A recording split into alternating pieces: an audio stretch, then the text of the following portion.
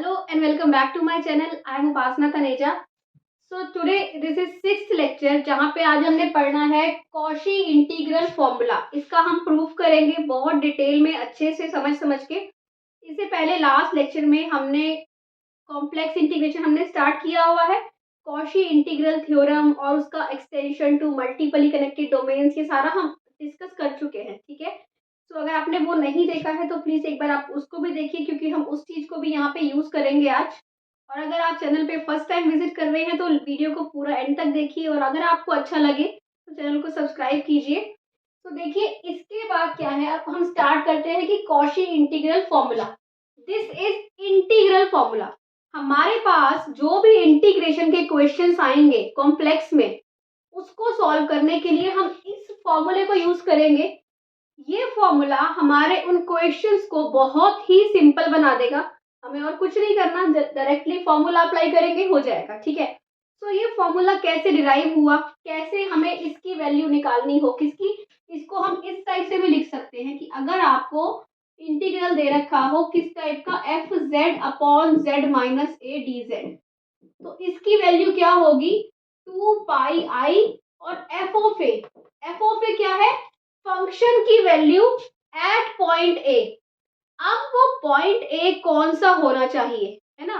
तो ये अभी हम सब कुछ डिस्कस करेंगे कि पॉइंट ए, ऐसा नहीं कि किसी भी पॉइंट पे फंक्शन की वैल्यू निकाल दोगे, एक्चुअल में वो पॉइंट ए कौन सा होना चाहिए, कैसे आता है, ये सब कुछ डिस्कस करेंगे। ठीक है, तो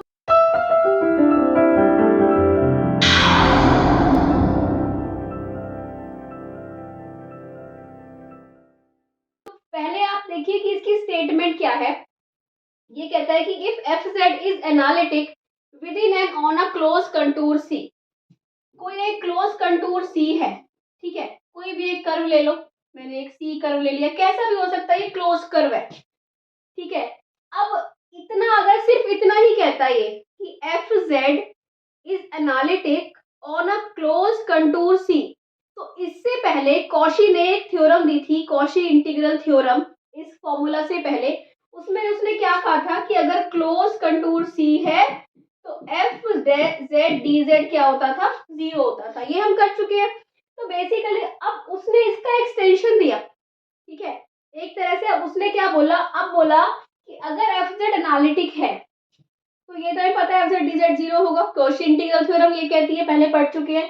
अब कह रहा है if a is any point within C, a कहीं पे कोई पॉइंट है विद इन सी, सी के अंदर ए कोई पॉइंट है, देन एफ ऑफ ए कोई पॉइंट है और एफ जेड एनालिटिक है विद इन, एफ जेड पूरा एनालिटिक है और ए कोई पॉइंट है। ठीक है, तो वो कह रहा है कि जो एफ ऑफ ए होगा, या तो ये कह लो कि एफ ऑफ ए इसके इक्वल होगा 1/2 pi f Z upon Z minus A D z, की मतलब फंक्शन की इस पॉइंट पे वैल्यू, इस पॉइंट को कैसे देखना है आपने, फंक्शन की इस पॉइंट पे वैल्यू क्या होगी, ये होगी। या फिर ये कह लो कि अगर आपको वैल्यू निकालनी किसकी हो, f Z upon Z minus a की, कॉशी इंटीग्रल थ्योरम में आप सिर्फ एफ जेड देखते थे, यहाँ पे बेसिकली आप क्या देख रहे हो, f Z upon Z minus A D Z, और उसकी वैल्यू क्या होगी, ये होगी। ठीक है, अब ए क्या पॉइंट है, अगर मैं ए के ऊपर क्या करूंगी, कैसे प्रूफ करूं कि इसकी वैल्यू ये आ जाए। ठीक है, ये सब प्रूफ अब हम डिटेल में देखते हैं। तो सबसे पहले मैं थोड़ा सा आपको बताती हूँ कि आपने लिखना कैसे है, हल्का सा, ताकि मैं उस पर टाइम ना वेस्ट करूँ, जैसे मैं आपको लिख के दे देती हूँ। ठीक है, तो उसको देखिए एक बार। तो देखिए, जब अब हमारे पास ऐसे कोई थ्योरम आएगी तो हम प्रूफ कैसे स्टार्ट करेंगे, ये मैं अभी आपको बताती हूँ कि हमने किया क्या। बट सबसे पहले हम जो हमें गिवन है उसको हम एक्सप्रेस कर लेंगे इस टाइप से, we are given f z is analytic within and on a close contour C, and a क्या है, इंटीरियर पॉइंट है, और ये हमें प्रूफ करना है। ऐसे का ऐसे सिर्फ मैंने इसको लिख दिया। ठीक है, कि कैसे आपको थ्योरम मिली है। अब देखो हमने क्या करना है, अगर मैं इस ए पॉइंट है, उसने ए पॉइंट को स्पेसिफाई किया है, तो कोई भी जो ए पॉइंट है और उस सर्कल के अंदर है, उस क्लोज कंटूर के अंदर है, उसके अंदर इस ए को सेंटर कंसीडर करते हुए और आर एक रेडियस लेते हुए हम क्या करते हैं, एक सर्कल बना लेते हैं, और उस सर्कल का नाम क्या दे देते हैं, C1। कुछ भी नाम दे सकते हैं।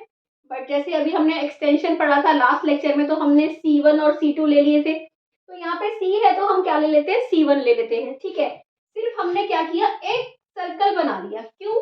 क्योंकि जब भी हम आगे कुछ प्रूफ करते हैं तो उससे पहले अपनी प्रीवियस नॉलेज को यूज करते हुए जो भी हमने पढ़ा था उसको यूज करना है।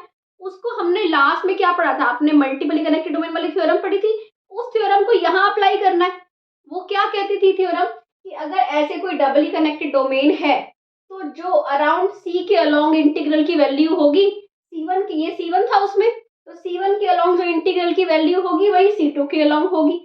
तो उसी चीज को मेरे को यूज करना था, उसी चीज को कॉशी ने यूज करते हुए अपनी प्रीवियस नॉलेज को जो उसने पहले प्रूव किया था उसको आगे एक्सटेंड करते हुए, उसको यूज करते हुए उसने क्या किया, एक C1 के ऊपर, A के ऊपर क्या कर दिया, एक सर्कल बना दिया। ठीक है, ये उसने सर्कल बनाया, R रेडियस लिया।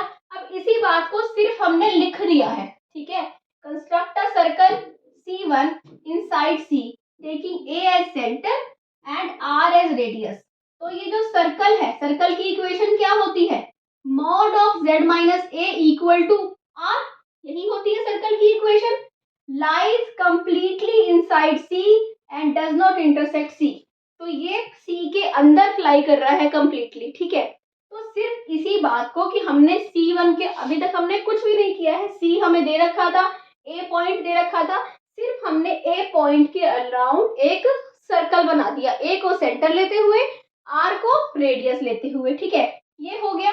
अब एक बहुत इंपॉर्टेंट क्वेश्चन आता है कि नाउ देखो, अगर मैं इस फंक्शन की बात करूं, द फंक्शन, किस फंक्शन की बात कर रही हूं अब मैं, fz upon z minus a। अब आप बताओ fz upon z minus a, क्या ये C1 के अंदर या C1 के विद इन ऑन C1, क्या C1 के अंदर ये एनालिटिक है? नहीं। क्यों? क्योंकि ये सिर्फ इस एक पॉइंट पे एनालिटिक नहीं है A, और वो A C1 के अंदर लाई कर रहा है। तो ये ये जो फंक्शन है fz upon z minus a, this is not analytic inside C1। तो हम क्या लिख सकते हैं, the function this is analytic in the annulus between C and C1, C and C1। एन्युलस मैं आपको बता चुकी हूँ, इससे कॉम्प्लेक्स इंटीग्रेशन करने से पहले स्टडीड जो हमने प्लेलिस्ट कंप्लीट करी थी किसकी, कॉम्प्लेक्स एनालिसिस की, उसमें हमने एन्युलस, ओपन, कॉम्प्लेक्स का सारा बेसिक उसमें मैंने स्टडी कराया था आपको। ठीक है, आप वो भी पढ़ सकते हो एक बार अगर आपको बेसिक करना है। तो देखो ये जो है, अब ये बहुत इंपॉर्टेंट क्वेश्चन इस टाइप का भी आता है कि जो अब f upon z minus a है ना, वो कहाँ एनालिटिक है, इस एन्युलस में, दिस इज कॉल्ड एन्युलस। जो C1 और C के बीच का जो पार्ट है दैट इज कॉल्ड एन्युलस। अब ये C ये क्लोज है, ये किस टाइप का भी हो सकता है, ये ऐसा भी हो सकता है, कैसा भी हो सकता है, यानी कि सर्कल ही है। ठीक है, तो ये कैसा भी ये कर्व है, क्लोज्ड कर्व। तो ये हो गया कि ये इसके बीच, इसमें एनालिटिक कहाँ पे, यहाँ पे है। बेसिकली अभी तक हमने सिर्फ इतना किया। उसके बाद अब हमने क्या यूज करना है, अब हमने C1 बना दिया, उसको यूज तो करेंगे। Now using extension of Cauchy's theorem, using extension of Cauchy's theorem, क्या आता है, integral along C fz upon z minus a dz किसके इक्वल होगा, integral along C1 fz upon z minus a dz। ठीक है, okay, इतना हमें समझ आ गया। अब इसी को, क्या मैं इसको ऐसे लिख सकती हूँ, क्यों लिख रही हूँ वो भी अभी आपको बताऊंगी। क्या मैं इसको ऐसे लिख सकती हूँ, fz minus fa plus fa upon z minus a dz। ठीक है, अब हम इसको सेपरेट कर लेते हैं, इसको अलग कर लेती हूँ, इसको अलग, fz minus fa upon z minus a अलग, और fa upon z minus a अलग। और क्यों किया ये भी अभी आपको इस डायग्राम से बताते हैं। ठीक है, तो अभी आप मैं ये रब करती हूँ और वो नोट करते हैं इसके आगे का। ठीक है, सो देखो अब यही था हमारा left hand side, F Z upon Z minus A D Z is equal to C1 of this, है ना, अलॉन्ग C1 दिस हो गया F Z minus F A plus F A, मैंने सेपरेट कर लिया ये और ये। क्यों सेपरेट किया, ऐसा क्यों किया, ये भी हम देखते हैं। इसको मैं ले लेती हूँ I1, इसको मैं ले लेती हूँ I2, ठीक है। अब ये मैंने क्यों किया, ये इसीलिए किया क्योंकि हमें जो गिवन है उसी को यूज करना है। गिवन हमें क्या है कि एफ जेड एनालिटिक है। जो कोई एनालिटिक होता है, एनालिटिक का मतलब क्या होता है कि वो डिफरेंशिएबल है, दिस इंप्लाइज वो कॉन्टिन्यूअस है। और कॉन्टिन्यूटी की डेफिनेशन क्या होती है, मॉड ऑफ, अगर एफ जेड कॉन्टिन्यूअस है तो क्या डेफिनेशन लेते थे, mod of F Z minus F A is less than epsilon where Z minus A is less than delta लेते थे ना। तो उसी चीज को यूज करने के लिए, उसी चीज को, एनालिटिसिटी को, एफ की एनालिटिक है उसको यूज करने के लिए हमने इसको इस तरह से स्प्लिट कर दिया ताकि हम उस पार्ट को यूज करके इसको वैसे लिख सके, ठीक है। उससे पहले हम I2 को सॉल्व करते हैं हम, ठीक है। I2 की वैल्यू निकाल लो पहले, I2 की वैल्यू क्या है, ओके। नाउ C1 है, C1 की इक्वेशन क्या थी, C1 की इक्वेशन थी mod of Z minus A is equal to R, है ना। तो Z क्या है, for all points Z on C1, Z की वैल्यू क्या है, Z है Z minus A is equal to क्या है, ये लिख लीजिए R e raise to power iota theta. dz is equal to क्या हो जाएगा, dz हो जाएगा इसका 0, ये हो जाएगा R iota e raise to power iota theta d theta, ठीक है। अब हमें z की वैल्यू पता है, dz की पता है, इसमें वैल्यू डाल देते हैं। This implies I2 is equal to integral along C1 f of a, z minus a क्या है R e की पावर आयोटा थीटा, dz क्या है R आयोटा e की पावर आयोटा थीटा, ये कैंसल आउट हो गया, d theta is equal to क्या बचा, आयोटा एफ ए बाहर आ गया। अब ये C1 क्या है, एक सर्कल है, सर्कल के अलोंग लिमिट क्या होती है 2 पाई होती है ना। तो आयोटा एफ ए और ये क्या हो जाएगा 2 पाई आ जाएगा, है ना, 2 पाई माइनस 0 तो 2 पाई बच जाएगा। तो ये आ गया 2 पाई आई एफ ए, ये आ गई I2 की वैल्यू, ठीक है। मैं यहाँ पे इसकी वैल्यू लिख देती हूँ 2 पाई आई एफ ए। तो बाद में हम इसकी substituting the value of I2 in equation number 1, okay कर दे, इसको मैं रख कर देती हूँ यहाँ पे। सो सब्स्टिट्यूट यहीं पे ही कर दूं मैं 2 pi i f a, okay this is 2 pi i f a, okay. ये अब आपको इतना क्लियर हो गया है, ठीक है। क्या इसको हम ऐसे लिख सकते हैं, C f z z minus A D z minus 2 pi i f A is equal to mod C1 sorry integral C1 f Z minus F a upon Z minus A D z, okay. So ये देखिए अब since क्या लिखेंगे, f z is analytic, this implies it is continuous, it is continuous, this implies inside C1 कर दो, inside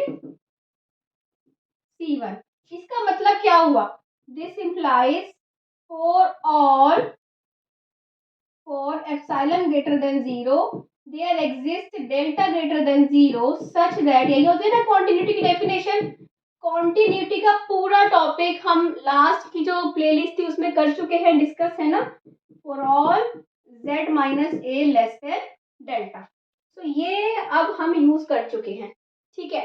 अब हमें ये चीज पता है, इसको बोल लो, अब z माइनस ए को देखो लेस देन डेल्टा ले रहे हो, है ना, तो चूज अब आप मॉड ऑफ z माइनस ए किसके इक्वल है, ये तो r के इक्वल है, पर आप इसको लेस देन डेल्टा ले रहे हो, तो r तो आप अपने आप चूज कर रहे हो क्योंकि जो सर्कल बना रहे हो, since you can choose r by yourself, so choose r less than delta, ठीक है। तो so for it is this is true for all points on C1। तो अब देखो, अब हमें ये मिल गया, ठीक है। नाउ इस इक्वेशन को हम क्या ले लेते हैं, इस इक्वेशन को हम 2 ले लेते हैं, ठीक है। Taking mode on both sides of 2, taking mode on, मैं यहाँ ना लिख के यहीं पे मोड लेके आपको दिखा देती हूँ। मोड ले लिया बोथ साइड्स ऑफ 2 पे, ठीक है। अब this is less than epsilon, this is less than delta, और ये किससे छोटा है, आर से छोटा है, ठीक है। तो देखिए इसको मैं रब करते हैं, देखो कैसे लिखेंगे। अब हमारे पास ये है, ठीक है, हमारे पास ये है, this is less than equal to, अगर हम इनको सेपरेट कर ले, मॉड ऑफ, मॉड को कर लो सेपरेट, ये अलग हो गया है ना, अपॉन मॉड z माइनस ए अलग हो गया, और मॉड dz अलग हो गया, ठीक है। This is less then C1, ये किससे छोटा था, एप्सिलॉन से, और इसकी वैल्यू ये क्या थी, इसकी वैल्यू r है, और ये हो गया मॉड dz, ठीक है। इक्वल टू क्या आया, एप्सिलॉन बाय r। अब क्या बचा, इंटीग्रल मॉड dz। अब बताओ ये इंटीग्रल क्या होता है, मॉड dz, और पूरा integral C1 along C1, actually this is circumference of C1, और C1 की सर्कमफ्रेंस क्या है, 2 पाई r है ना। तो ये क्या हो जाएगा, एप्सिलॉन बाय r मल्टीप्लाई 2 पाई r, कैंसिल आउट हो गया, क्या बचा 2 पाई एप्सिलॉन। एप्सिलॉन क्या है, आर्बिट्रेरी है, चूज, या फिर taking epsilon tending to 0, this implies 2 pi i is equal to 0। अब ये राइट हैंड साइड, इसका मतलब क्या बन गई, 0, ठीक है। डाल दे, रब कर दे, इसको नोट कर सकते हैं आप, पॉज करके नोट कर लीजिए। अब इस राइट हैंड साइड की वैल्यू क्या आ गई, दिस इज 0, ये आ गई 0। तो इसका मतलब ये क्या आ गया, C f Z upon Z minus से d Z is equal to 2 pi i f a. यही तो प्रूव करना था आपको एक्चुअल में। This is the Cauchy integral formula. अब आप देखना, आपके पास क्वेश्चन आएंगे, f Z upon Z minus 2 दे दे, 3 दे दे, ए कुछ भी पॉइंट हो सकता है, एफ जेड भी कुछ भी हो सकता है, जेड दे दे, जेड स्क्वायर कुछ भी देंगे आपको, है ना। जस्ट आपने क्या करना है, ये देखना है कि ए जो पॉइंट है, क्या कह रहा है वो, a is any point within C, किस सी के अंदर, उस सी के अंदर जहां पे एफ जेड एनालिटिक होना चाहिए, है ना। तो ऐसे करके आप बहुत इजीली, हम बहुत सारे एग्जांपल डिस्कस करेंगे जहाँ पे आप ये देखोगे कि कैसे ये कॉशी इंटीग्रल फॉर्मूला अप्लाई हो रहा है, ठीक है। तो अगर आपको आज का लेक्चर अच्छा लगा है तो प्लीज चैनल को सब्सक्राइब कीजिए, वीडियो को लाइक कीजिए, शेयर कीजिए। इंस्टाग्राम पे आप डॉक्टर यूथनेजा मेरा अकाउंट है, उसको फॉलो कर सकते हैं, वहाँ पे मैं शॉर्ट ट्रिक्स या फिर पजल्स अपलोड कर रही हूँ, ठीक है। So please follow me, subscribe my channel. Thank you for watching, bye bye.